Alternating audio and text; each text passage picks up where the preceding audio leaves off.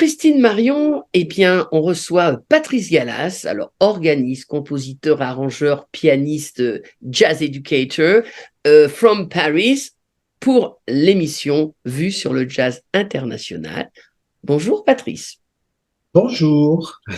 Alors, on s'est déjà fait une interview, bien sûr, qui est passée sur plein d'ondes radio avec ton excellente musique. Et on va reparler de toi plus en détail parce qu'il y a tellement de choses à dire et j'avais tellement de questions à te poser. Et pour une fois, on va pas commencer par tu vas commencer le piano à tel âge. On va commencer par tu es un des premiers à développer l'enseignement de jazz en France au Conservatoire de Saint-Germain-en-Laye et tu m'as dit 22 ans. Mhm. Alors, Oui. à 22 ans, vouloir écrire des méthodes sur l'harmonie, enfin, c'est tôt, quoi. Oui, disons que, enfin, la raison, c'est que je viens plus de la rue que du conservatoire. Et ça m'a beaucoup manqué et il n'y avait pas de matériel pour apprendre. Là, on est Et en quelle époque, là? À quelle époque, là? là, c'est les années 70.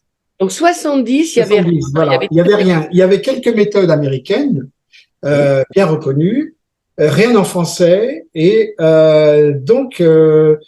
j'ai tellement galéré avec ça que quand j'ai rencontré Pierre Camas, avec qui on a commencé à faire ses bouquins, je l'ai fait aussi pour que, en province, car il n'y avait aucun contact en province, il y avait encore moins de matériel, pas d'école, rien du tout, que tous les jeunes musiciens ne galèrent pas comme moi. Et c'est un peu dans ce sens-là que j'ai voulu mettre sur papier tout ce qui était indispensable à connaître pour pouvoir démarrer et faire gagner du temps à tous ceux qui risquaient de galérer comme moi. Voilà. Dis-moi, Pierre, il était élève dans ce conservatoire qui était un peu pilote pour l'enseignement du jazz. Et donc, je l'ai rencontré comme élève. Et il était aussi prof à la ville de Paris, prof de musique dans les écoles. Voilà. Et c'est il avait là qu'on quel s'est âge, dit, Pierre, à l'époque? Il avait quel âge? oh ben, il avait 2 ans de plus que moi. Je suis à Ah oui, 24. jeune, ancien, Oui, oui, jeune oui, tout à enseignant. fait. Ah oui, oui. Voilà. Et là, on s'est dit, non, il faut absolument faire quelque chose. On n'a aucun matériel en France. Donc, il va falloir créer une méthode. Et c'est là on s'est dit, en quelques dizaines de pages, ça sera plié. Ben non, parce que 10 ans plus tard, on était à 1500 pages. Parce que Voilà. les 10 pages, c'est la préface. Dis-moi, est-ce qu'à l'époque, il y avait les Abersold? Non, non, non. Non, non, les Abersold sont venus après. Il y avait John Megan, il y avait donc les méthodes de Berklee School, et c'est tout. Voilà. Alors, parce que, alors, donc, en fait, parce que les conservatoires jazz, ils sont bien moins anciens que les conservatoires classiques, bien évidemment. Sûr. Donc, en fait, là, il y avait quand même un enseignement, donc, dans les conservatoires de l'instrument, Oui. et puis quand même de l'harmonie aussi, quand même, mais pas jazz, ou Non, c'était pas de jazz. compliqué? Pas de jazz. Il n'y Pas avait de aucune école. Il n'y avait aucune thèse de jazz. On était donc le conservatoire un peu pionnier. Et il y avait eu une expérience faite par l'oncle de Jean-Loup Lognon, qui est un trompettiste français. Et cette personne était directeur du conservatoire de Marseille.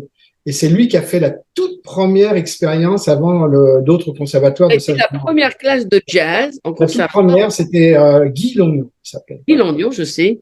Je me Voilà. rappelle, j'avais sorti mon premier album à la Cité de la Musique à Marseille. D'accord. Venu écouter et un ami m'avait dit c'est la première classe de jazz. Grâce à Guy Landion, des choses se sont ouvertes. C'était un des C'est pionniers. ça, tout à fait. Voilà. Et après, il y a eu donc Saint-Germain avec toute cette équipe, Kenny Clark, Roger Guérin, Claude Guillot, Michel Roch, Dante Agostini aussi faisait un peu partie de Dante l'histoire. Agostini pour la batterie. Ouais. Voilà, ça. Dis-moi, mais alors, Alors, comment on passe de 20-30 feuilles à des dizaines de feuilles? parce que le jazz est tellement large, il y a tellement de styles que quand on se dit bon bah on va parler de ce style-là, non, il faut aussi parler de celui-là et puis de celui-là, et ça n'en finit jamais. Parce Parce que que là, ça, vous aviez tout à faire. finalement, on a traité tout le jazz depuis le ragtime jusqu'au jazz rock. Voilà. Allez. Donc là, ça faisait quand même beaucoup. Et en français. Et en français, voilà. Alors, il y a une petite anecdote aussi, c'est que à l'époque, pour déposer à la SACEM nos ouvrages, il fallait que la SACEM envoie nos ouvrages à Washington. Il y avait ce qu'on appelait la Convention de Washington. Ils mettaient 1 an à surveiller, décortiquer tous nos ouvrages pour être sûr qu'on n'avait pas copié. Et nous avons sur tous les bouquins le cachet de cire, car on nous le renvoie au bout d'un an avec un cachet de cire de Washington pour dire vous êtes accepté. Donc nos bouquins. Alors c'est pourquoi quand on traite par exemple ce qu'on appelle en français l'anatole, choses comme ça, on ne pouvait pas mettre de titre, car c'était trop. Là, il y avait copie. Non, donc il a fallu que nous on mette des titres à nous sur des compositions. Mais on ne pouvait pas faire ce que beaucoup ont fait par la suite, c'est-à-dire ne pas du tout se soucier de la copie, puisqu'aujourd'hui on ne saurait même plus, on s'en fout, tout le monde peut sortir ce qu'il veut. Non, d'Anatole aussi, Changing Chords, enfin, hein, d'accord. Pourquoi on a appelé ça Anatole, quoi? Alors, on l'a mis d'ailleurs dans un de nos bouquins, ça n'a rien à voir avec atonal, parce que de toute façon ce serait pas logique. C'est parce que dans les facultés de médecine françaises, il y avait énormément d'orchestres de jazz. Et il y avait un langage médical, et le squelette s'appelait l'anatole. Voilà. Et finalement, le squelette du jazz, hein, par le blues, c'était quand même l'anatole pour beaucoup de thèmes. I Got Rhythm et la structure aussi, référence à la structure. Voilà. Et donc, on pense que ça vient beaucoup plus de là, évidemment, que ça c'était le squelette, c'était le langage des médecins. Parce qu'avec toute la décomposition de l'ossature, ainsi de suite. L'ossature, c'était l'ossature, voilà. Donc, l'anatole viendrait de là. Ah oui, parce qu'Abersold, on le voit souvent aux conférences du jazz international, monsieur Jamie Abersold, maintenant qui fait beaucoup pour les jeunes, c'est venu après, parce que ça a été une libération aussi de pouvoir avoir joué sur des tournes avec des vrais rythmiques en studio aussi. Oui, alors Abersold, on a été en contact parce que on avait à peine fini les bouquins comment dire, on envisageait d'essayer de faire quelque chose ensemble. Voilà, et ça ne s'est pas fait. Nous, on a terminé nos bouquins. Lui, on sait ce qu'il a fait. C'est énorme aussi. Et voilà. Bon, mais c'est vrai qu'il y a eu un projet. Il y a eu un projet. Alors là, vous jouiez. Vous étiez jeune musicien. Il fallait trouver le temps de faire ça. Alors, ce qui était terrible, c'est qu'on se retrouvait parfois après les clubs de jazz. Donc, on se retrouvait vers 2-3 heures du matin. On bossait toute la nuit avec quelques verres d'alcool et quelques paquets de cigarettes. Et le chant des oiseaux est moins poétique, le bruit des camions des poubelles nous disait là, faut qu'on arrête, là, faut qu'on aille se coucher. Voilà. Et donc, on allait se coucher. Ah oui, alors tu peux expliquer, donc l'autre fois dans l'émission, tu peux expliquer qu'il n'y avait pas les logiciels. Alors ces premiers logiciels qui se sont appelés Notator et tous les trucs Cubase et compagnie. Aujourd'hui, c'est Belius, Final. Voilà, on n'avait pas ça. Et c'est là que j'ai acheté des planches Le Tracette qui étaient dédiées musique, qui se vendaient dans Paris. Et alors, on avait une grande planche Le Tracette où il y avait que des croches, que des points, que des noirs, que des blanches, que des queues de notes. Et je décalcomaniais, c'est ça, chaque note, chaque point et tout. Et je me suis foutu les yeux en l'air avec ça parce que c'était des milliards de notes à décalcomanier. Voilà. Parce qu'après, on a fini les bouquins. Ça a mis du temps à arriver quand même les logiciels performants. Hein. Oui, c'est arrivé dans les années, entre 85 ou je sais pas, enfin voilà. Mais nous, on avait fini en 82 ou 3. Donc, bon, là, ce site, il y a un site. C'est quoi le site? Il existe encore le site? Oui, c'est nos deux noms, c'est-à-dire Galas-Camas avec 2 M, -jazz-méthode en anglais et au pluriel. Voilà, .com. Voilà. Les deux, tu étais enseignant aussi? Alors moi, j'étais enseignant dans le conservatoire, puis dans cette première école de jazz qui s'appelait le CIM. Voilà, sinon, j'étais pianiste professionnel. Alors, est-ce que les gens venaient aussi pour cette méthode? Alors, venaient où ça? Au prendre des leçons avec vous parce que vous oui, on s'est fait connaître ensuite parce que auteur de ces méthodes qui sont devenues quand même à une époque une certaine référence. Donc, il y a beaucoup de gens qui nous ont contactés pour prendre des cours, absolument. Voilà. Mais ça, c'était plus au conservatoire, puisque au conservatoire, nous n'avions pas de matériel. Il a été créé à partir de là. Et il a été fini au CIM, le Centre d'information musicale, qui était la plus grosse école d'Europe à une époque. Et là, j'ai eu peut-être 400 pianistes qui ont travaillé sur les bouquins et qui m'ont permis de finir et de dire, tiens, oui, il y a ça encore à traiter. On va dire que c'est une belle œuvre. C'est une œuvre. Oui, on s'est bien cassé la tête quand même. Hein, et oui, d'ailleurs, sur le plan de la vie, la famille et tout, ça a fait quelques dégâts parce que ça fait quelques horaires qui, voilà. Ça fait une période de 10 ans dans votre vie? C'est combien? Oui, ça a pris une dizaine d'années. Oui. Ah oui, quand même. Bon, alors voilà, je voulais commencer par là quand même, hein. Oui, bah oui, il y a vraiment beaucoup Est-ce à. que, est-ce que tu enseignes toujours, c'est-à-dire, est-ce qu'il y a des, est-ce que, parce que tu es un pianiste remarquable, très, je veux dire, ton nom circule beaucoup en France et à l'étranger, est-ce que les gens, maintenant, les jeunes, ils ont les conservateurs de jazz, mais ils reviennent éventuellement te voir pour te donner des conseils, des tools, des... Non, plus maintenant. Non, non. Ils ont tout ce qu'il faut sur Internet. Oui, et puis il y a tellement d'écoles, il y a tellement de classes d'écoles, de conservatoires, que non. Et puis les profs ont leur façon d'enseigner, et voilà, ils vont pas trop chercher ailleurs, voilà. Et puis non, malheureusement, Quelque il y a part, plus ce quelque contact qu'on a part, eu à l'époque. quelque part, alors tout ça c'est une question si de chanteuse, tu vois, enfin voilà, par rapport à l'admiration qu'on a pour vous, quand même, piano-chant, c'est quand même un peu notre truc. Euh, alors, il y a des pianistes, enfin, il y a des pianistes internationaux aussi, mais il y a aussi des pianistes en France. Vous avez votre jeu. Vous avez votre jeu. Est-ce que tu pourrais m'expliquer que, par exemple, euh, allez, on va faire un truc énorme. La différence entre Peterson et toi, elle est où? Vous jouez toutes les deux superbement bien. C'est quoi la différence? Je pense quand même que Peterson joue mieux que moi, mais ça, c'est autre chose.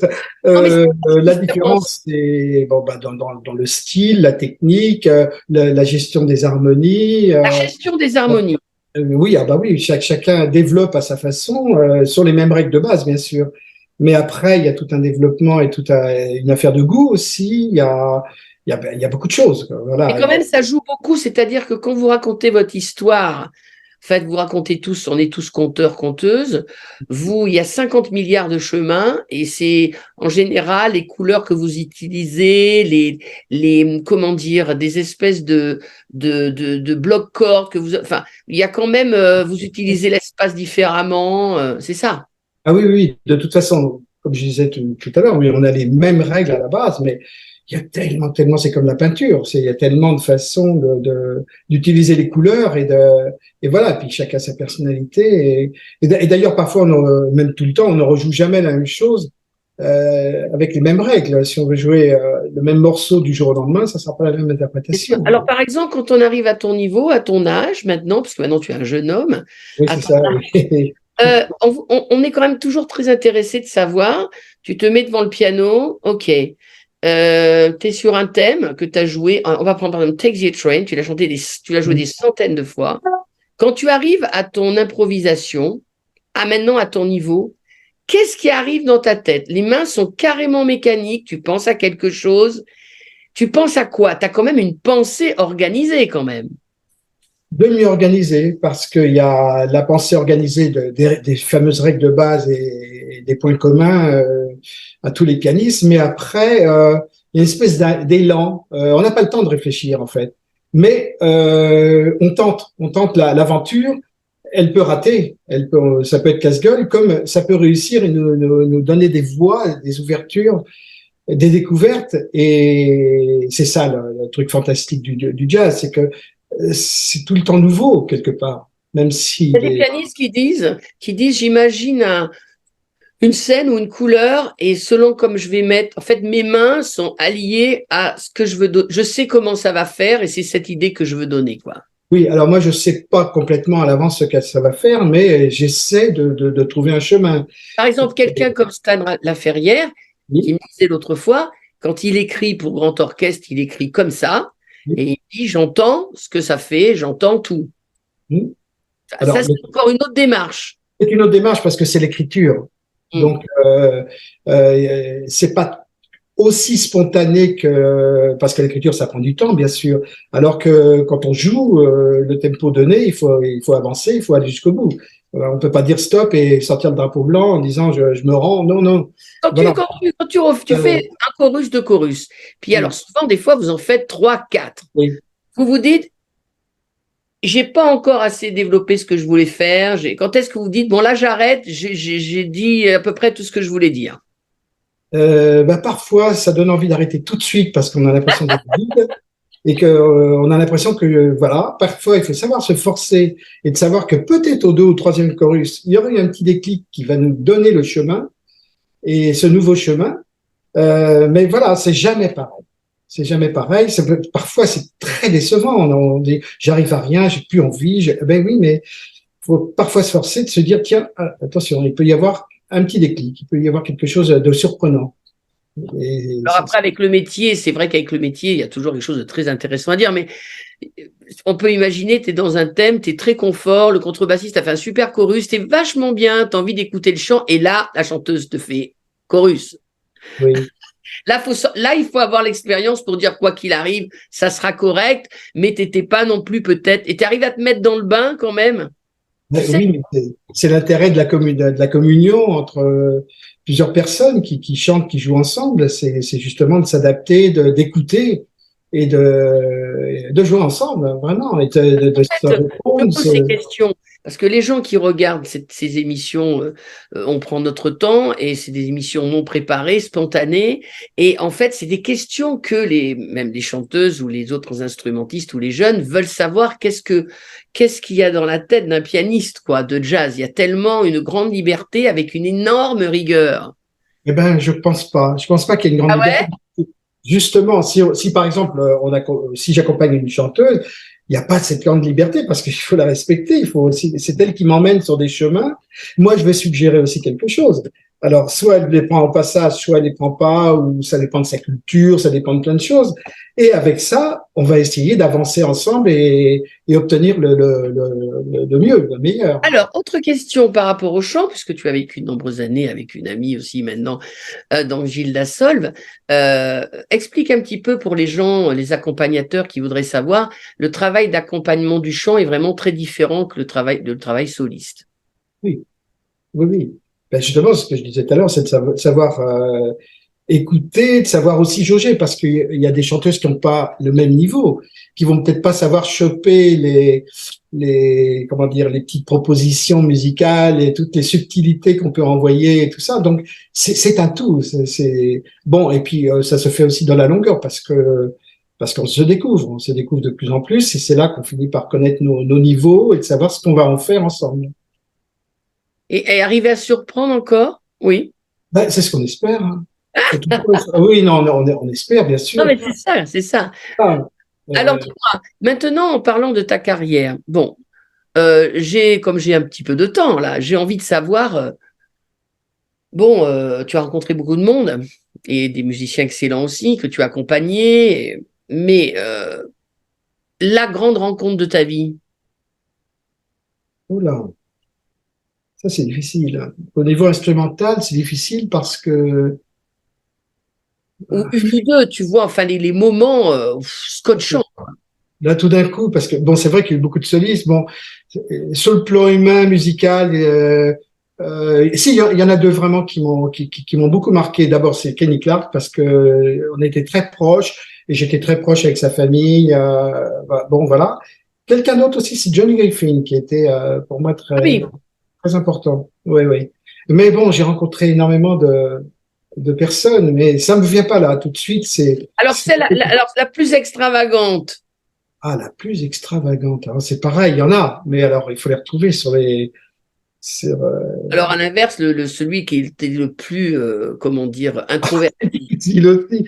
Mais si, celui qui m'a fait le plus peur, ça n'a pas duré longtemps, mais c'était Stan Getz. Stan Getz. Parce que il est resté droit dans ses bottes, rigide, la tête en haut et tout. Moi, je tremblais en dessous. Là, on n'était que deux sur le festival. Oh là Et là. lui, c'est celui qui m'a fait le plus peur. Voilà. Mais d'autres, je sais pas. Même Griffin, la première fois, il me propose d'aller aux toilettes pour discuter. Alors je dis oulala, qu'est-ce qu'il va me reprocher et tout. Il me sort un petit flasque de whisky, il me dit t'en veux avant de commencer. Bon, alors ça met à l'aise. Quoi. Je sais pas, des petits souvenirs comme ça. À l'époque, comment dire, ça prenait pas mal de stupéfiants à l'époque. Alors moi, j'en ai jamais pris parce que ça m'a jamais réussi. Mais j'ai beaucoup côtoyé des rythmiques, tout ça. Il y a beaucoup de tout se faisait en voiture. On faisait peu de choses en train. Les voitures, c'était, mais je sais même pas comment on pouvait conduire avec l'odeur qu'il y avait dedans. Enfin bon. L'alcool, ça, c'est à peu près tout bon. C'était pourquoi? Parce que ça, c'était moins réglementé. Et puis, ils avaient besoin de ça quand même, les gars, quoi. Ils La avaient preuve, besoin de ça. la preuve, oui, oui, oui. Ah ouais, Beaucoup avaient besoin de ça. Bon, c'était de la fumette, hein, ouais. pour la plupart. Pour le reste, je ne sais pas, j'ai jamais vu et puis j'ai jamais cherché à savoir. Et la fumette, oui, ça aidait bien, quoi. Oui, oui, oui. Et moi, ça m'a jamais aidé. Mais par contre, un bon verre de pinard, là, à l'époque, ça m'aidait bien. Mais pas la fumette, ça m'a jamais, non, non. Alors, par exemple, quand tu es chez toi, Oui. tu bosses encore des trucs ou tu te mets des fois souvent au piano pour faire Alors, je vais avouer quelque chose, c'est que pendant longtemps, j'y touchais pas beaucoup. Et puis, comme je viens de faire l'acquisition d'une merveille, de quoi, la je me merveille? surprends, je me surprends à y être vraiment très, très souvent. Voilà. Et bien Alors, plus que ça. alors, ça fait quoi la merveille? Pourquoi Parce c'est que le son est magnifique, parce que c'est une très grande marque et que j'ai jamais eu ça de ma vie et que ça donne envie. là, tu as la Rolls-Royce. J'ai la rose. Voilà. T'as Voilà. la Rolls. C'était Ah oui, une d'accord. fois inattendu, ça y est, bon, Steinway pour le nommer. Oui, Et oui. là, quand on a ça et quand il y a le son, bon, ça donne envie. Ça donne envie d'y retourner, ça donne envie de, Le voilà. toucher Alors est que différent d'autres aussi. pianos donnent pas forcément envie. Voilà. Ouais, le toucher est différent aussi. Le toucher est différent et puis je commence à m'y faire et j'ai l'impression que il y a des choses qui reviennent. Je commençais à douter de la technique des mains en me disant, oh là là, mais c'est plus comme avant. Et puis là, j'ai l'impression que ça revient parce que j'ai une espèce de régularité dans le toucher. Mais bon, c'est surtout le son qui donne envie. Alors, donc toi, tu as vu déjà une jolie petite partie de l'évolution du jazz.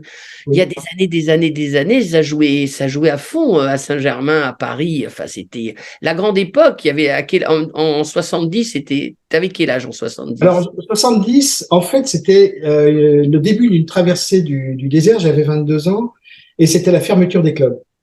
D'accord. Tout- tous les clubs fermaient. Sauf, il en est resté quelques-uns, C'est mais il passé, y avait pourquoi d'un personne. Ça coup? commençait déjà dans les salles. Il y avait personne. Et Les pourquoi ça coupe? Pourquoi? Parce qu'il y a plus de rock, il y avait plus de Voilà, exactement. C'est le rock'n'roll qui est arrivé, c'est tout ça. Donc, c'est un petit peu, et puis le free jazz aussi qui a un petit peu dérangé les choses. Donc, ça a tout foutu par terre. Et d'où l'émergence de la création de toutes ces écoles, ces conservatoires et tout, pour deux raisons. C'est parce que, un, on le disait tout à l'heure, il n'y en avait pas, il y avait peu de matériel pour apprendre. Deux, il fallait se dire aussi que, comme aujourd'hui, les musiciens avaient pas de travail, avaient besoin de bouffer et payer le loyer, et se sont mis dans l'enseignement. Beaucoup. Comme Eh oui, aujourd'hui. eh oui, Parce que malheureusement, les musiciens, s'ils enseignent pas aujourd'hui, je sais pas comment ils s'en sortent. Bon, c'est très difficile. voilà. Et alors, il y a eu une traversée du désert jusqu'aux années 80. Et en 80, il y a eu de nouveaux clubs qui se sont montés, toute une génération de musiciens qui sont arrivés. Et j'ai fait sur YouTube, j'ai Oui, répertorié les clubs de jazz. Ça s'appelle Jazz Club de France et d'ailleurs, voilà. Et on s'apercevra, si on a envie de les compter, que dans les années 90, il y en avait 130 à Paris. 130. Aujourd'hui, si on a 4 ou 5, bon, non mais c'est 130 dingue. clubs. Donc, oui, 20 ans, effectivement, voilà. 20 ans de descente là. Voilà. Mais c'est vrai que la musique était assez incontournable, même dans la traversée du désert quand même. On parlait beaucoup de musique. Bon, le New Orleans marchait très fort, tout ça. Aujourd'hui, par exemple, si on voit des soirées privées où l'orchestre était incontournable, aujourd'hui, je crois qu'on passe peut-être un peu après le pot de fleurs et la nourriture. C'est-à-dire qu'on ne prend plus forcément des orchestres dans les soirées privées. En A beaucoup fait, de mal de aujourd'hui. parler, c'est pas pour parler de lui et que de lui, mais par exemple le caveau de la Huchette, ouvert Oui. tous les jours, grâce à la danse. Alors, grâce à deux choses, surtout bon, le caveau de la Huchette a eu des graves difficultés et a failli fermer. Oui, Et il y a eu ce film La La Land oui. où il montrait les photos d'ailleurs de studio, mais de l'intérieur de la Huchette. Ça a attiré énormément d'Asiatiques qui sont venus photographier le club et qui sont venus finalement commencer à rentrer dedans et descendre et découvrir la danse rock qui J'ai vu n'existait pas beaucoup la là-bas. dernière fois, là on retourne jouer, j'ai vu beaucoup d'Asiatiques. Voilà, c'est ça. Et alors maintenant, c'est devenu bon, un club très rajeuni. La Oui, moyenne d'âge est 20-25 ans. oui, Beaucoup de jeunes découvrent d'abord cette musique, l'orchestre live et la danse. Et oui. donc, je suis content pour la Huchette qui repart pour un tour. Et c'est le plus vieux club de Paris qui date de 48. Voilà. Alors, Euh, ensuite, bon, tu as joué avec plein de monde. Bon, je voudrais quand même que tu nous avais parlé dans l'émission, mais que tu nous en dises encore deux mots, de Monsieur Marc Fossé. oui, Tu as joué avec lui des années. Et oui. là, et là, c'était vraiment, tous les deux, c'était, enfin, vous étiez aussi en trio, mais tous les deux, c'était évident, quoi. Vous voyez, vous jouiez sur place, ou vous jouiez beaucoup, vous ne répétiez pas, mais est-ce que vous partagiez votre musique à domicile aussi ou non? Alors, on répétait, si, parce que quand on a monté, par exemple, le trio, parce qu'on on a aussi une formule avec le piano, mais quand il y avait le trio avec l'orgamon, il faut pas oublier que l'orgamon fait des harmonies et la guitare fait des harmonies. Donc, il fallait répéter pour être sûr de faire les mêmes harmonies et pas se superposer et créer un fouillis. Donc, ça a généré des répétitions. Voilà. Donc, Marc, je l'ai connu il avait quoi, 22, voilà. Donc, en 70, on s'est connu au Tromaillet. Et donc, depuis, on a toujours joué, on a eu quelques enregistrements. Là, il y en a un qui est toujours pas sorti en duo piano-guitare. Bon, Marc nous a quittés, c'était en 2019 ou 20, je ne sais Et plus. c'est pas sorti encore. Non, voilà. Donc, il y a son frère qui a l'enregistrement avec lui, qui aimerait bien essayer de le faire sortir. Donc, je ne sais pas trop où ça en est, mais je souhaite que ça puisse sortir. Mais Marc, oui, on s'est jamais quitté. Bon, puis on a eu il y a même des vidéos sur YouTube qui nous montrent en piano-guitare en duo, donc au petit opportun. On nous voit sur YouTube dans les années 95, 16. Et oui, c'était une collaboration incroyable. Très bien. Alors, autour de toi, je crois savoir que tu as une fille, c'est ça? Est-ce qu'elle est musicienne? Il y a des musiciens dans la Elle famille? chante, voilà. Donc, elle s'est mise à apprendre quelques standards, une 30, 40, c'est très bien. Ah oui. Mais elle est quand même très intéressée par la musique plus de son âge, ce qui fait que j'ai pu l'accompagner, essayer de lui faire connaître le milieu du jazz, mais ça n'a pas duré très longtemps parce elle est beaucoup plus dans son projet.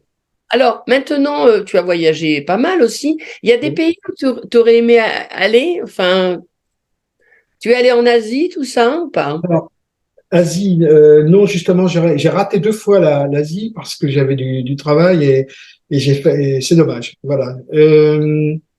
Donc, C'est-à-dire que pendant très longtemps, enfin, je veux dire, tu as une période très active. Enfin, je veux dire, oui, voilà. Mais l'Asie, c'était surtout c'était le Japon l'époque à de ton l'époque. trio? C'était avec ton trio, avec Gilda, tout ça? Gilda, mais il y avait d'autres orchestres, il y a eu énormément de formules. J'ai répertorié, il y a eu énormément, même éphémères, comme la fille de Charlie Parker qui s'appelait Kim Cap Parker, par exemple. Bon, on a fait des festivals, on a fait Basquiat, et puis il y en a eu plein. Ah, puis il y a eu Manu Dibango aussi. On a fait quand même 3, 4 disques ensemble. Alors, Oui, Manu, c'était quand même du jazz qui groovait, quoi. C'est autre chose, oui, là. oui, oui, tout à fait, oui, oui. Là, t'as fait des choses très différentes, hein. Ah, total, oui. T'as fait du old style, t'as fait du bango. Après, Voilà, c'est ça. Carbanita, ça devait être encore autre chose. Aravanitas, c'était avec le double piano. Euh, Ouais. Justement, j'ai tellement de... Bon, je me suis retrouvé avec Pepper Adams. J'essaie de regarder un peu Ouais. bon, le Griffin, on en a parlé. Je regarde Est-ce que tu as des photos de tout ça chez Ah toi? oui, oui, oui, oui, oui, oui. Tu Justement, les, est-ce que tu sur les disque dur, j'ai exposes tout un peu? mis.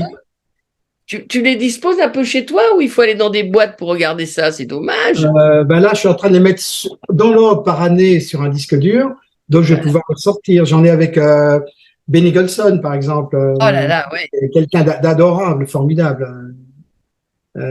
J'ai été aussi 1 ou 2 fois avec Barney Willem, on avait fait un concert. Voilà, Jimmy Wood, je sais pas, je suis en train de regarder un peu la liste comme Les gens ça. qui sont encore vivants maintenant, il y a beaucoup de gens décédés là. Ah bah oui, malheureusement, tous les dinosaures sont partis, oui, bien sûr. Il reste Sonny Rollins, mais ça souffle plus. Oui, les deux qui restent, c'est Sonny Rollins et Benny. Ouais. Il y a Donc, Scott aussi, Hamilton, Scott Hamilton. ah non, mais Scott, il est jeune, Ah oui, là tu parles des gens plus âgés, hein. Ah oui, oui, Scott, on a beaucoup joué ensemble, hein. Scott, il a 69. Oui, c'est ça, voilà. Il a Ah oui, 69. oui, c'est pas la même génération, hein. Oui, oui. Hein. Et qu'est-ce que on en parlait aussi l'autre fois là. Qu'est-ce que tu penses? Alors, dans le cadre, catégorie piano, bien sûr. Actuellement, par exemple, il y a des petits jeunes qui t'interpellent ou pas? Ah oui, oui, il y a des pointures formidables. Oui, oui, bien sûr. Tu aimes bien? Qu'est-ce que tu aimes bien?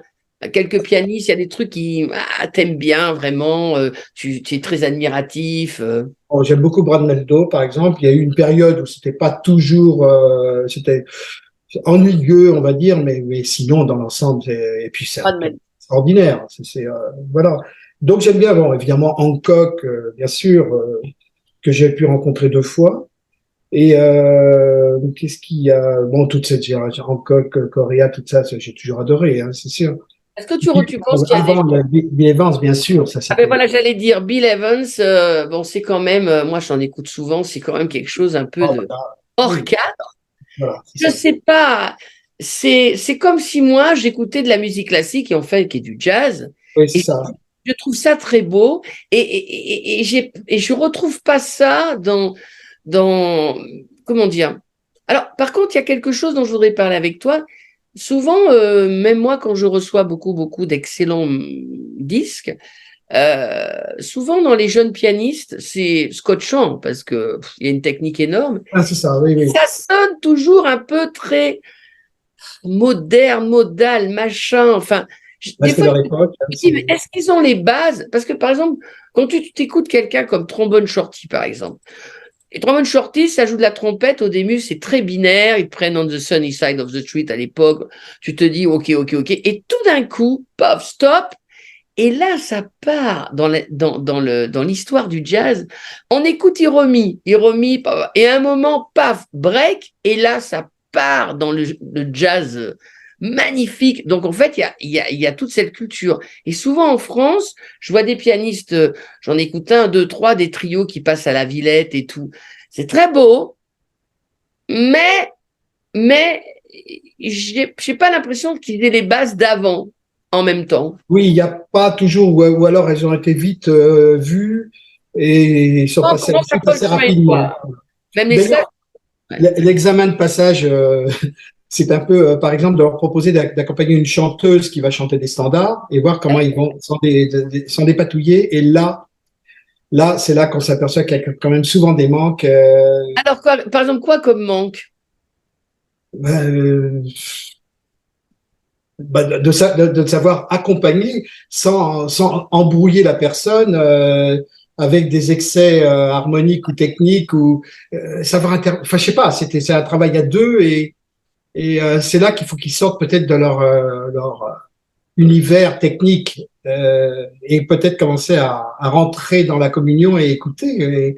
On sent parfois, oui, qu'il y a des petits problèmes, voilà, parce que cet apprentissage a peut-être été vu rapidement, peut-être, oui. Parce qu'ils D'accord. sont, c'est normal, c'est l'âge, ils sont pressés d'aller vite. Par exemple, il y a un pianiste qui est incroyable d'ailleurs parce que je l'ai eu comme élève et je l'ai fait démarrer, c'est le fils de Manu Leprince, Julien. Je Et connais deux noms. voilà, et ben non, qui joue merveilleusement. Alors, je ne connais pas ses capacités par rapport à un style traditionnel, j'allais dire, pour accompagner, mais en tous les cas, son niveau par rapport à sa musique et son âge, hein, c'est une grande pointure. Voilà. Et il y en a plein des comme lui aujourd'hui. Alors, maintenant, bon, voilà, tu as encore une partie de vie à faire en première classe, bien sûr. En première, avec ton piano, ta maison, tes photos que tu vas sortir, tout ton bagage musical et tous les gens que tu as rencontrés. Bon, on va dire 10 ans. Allez, on se donne 10 ans, là. 10 ans, qu'est-ce que tu as envie de faire? Ça, c'est une question difficile parce qu'il y a aussi l'énergie qui va avec. Je n'ai plus vraiment l'énergie d'aller traîner dans les clubs et Non, mais faire sinon, des apporter quelque rencontres. chose au monde du jazz. Bon, t'as fait ces méthodes, là, magnifiques. Oui, non, Mais sinon, quoi? bah, c'est difficile. Par exemple, les disques que j'ai essayé de faire parfois bah, à compte d'auteur parce qu'on ne trouvait pas de production, c'est très lourd à faire, c'est très lourd à organiser et pour un résultat quasi nul. Donc, il arrive un moment où c'est dur, c'est lourd et il faut avoir une sacrée énergie de Tu 20 à 40 ans pour, as l'air voilà. d'avoir une grande maison avec un piano magnifique. C'est- c'est- Tu fais pas des masterclass du dimanche où tu... alors, Ah, mais les masters, ça pose un problème parce que, comme je disais tout à l'heure, de l'enseignement, il y en a partout, il y a tous les coins de rue. Donc, on a de plus en plus de mal à réunir ce que j'ai fait, parce que des masters et des stages, j'en ai fait, mais des ateliers, j'en ai fait partout, à la maison, en France. Bon, aujourd'hui, on sent bien que c'est difficile. Tout le monde a ce qu'il faut au coin de la rue. C'est vachement dur. Ça se fait plus comme avant. Tu aimerais peut-être faire comment dire, reprendre un répertoire que tu aimes mais qui n'est pas jazz du tout, ou une œuvre ou un film que tu voudrais exposer musicalement et non pas avec un scénario, enfin quelque chose, ou un bouquin que tu as lu et qui t'a inspiré, c'est-à-dire chapitre par chapitre, tu crées une musique, enfin tu vois ce que je veux dire, quelque chose que tu aimes, ou sur un tableau, sur un peintre. Je suis un peu en recherche. C'est vrai que j'ai pas la réponse là. Je suis dans une période où je cherche. Je finis par un gros point d'interrogation. Ah oui, total. Ah oui, oui, oui, oui. C'est vrai que c'est mon problème. Je cherche. Voilà. Ce qu'il faudrait peut-être, c'est oui. Parce on a besoin de ta richesse. Et alors, est-ce que tu es un homme qui lit? Peu. Très bien. Le dessin, là, non, tu Et dessines. c'est pour des problèmes d'yeux, parce que j'ai un œil qui ne voit plus, alors donc ça pose problème. Alors, par contre, les oreilles vont bien. Ah, les oreilles vont très bien. Merci. Non, mais peut-être parce que des fois, des artistes comme toi, il y a des rencontres qui se font euh, avec d'autres personnes dans l'art. Et Oui. il y a des choses qui se font. J'ai eu d'ailleurs ces occasions-là.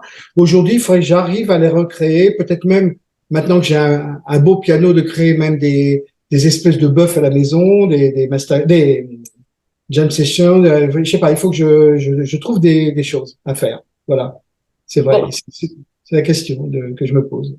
d'accord. Bon, enfin, alors, tu regardes déjà pour ta belle partie de vie, hein, on a encore une, mais pour cette partie de vie avant, bon, tu as été quand même comblé, non? Ou Oui, pour quelqu'un qui a démarré de zéro, mais de chez zéro, de la rue, aucun bagage de la rue, tu as je été m'en très sors pas connu. trop mal. Voilà.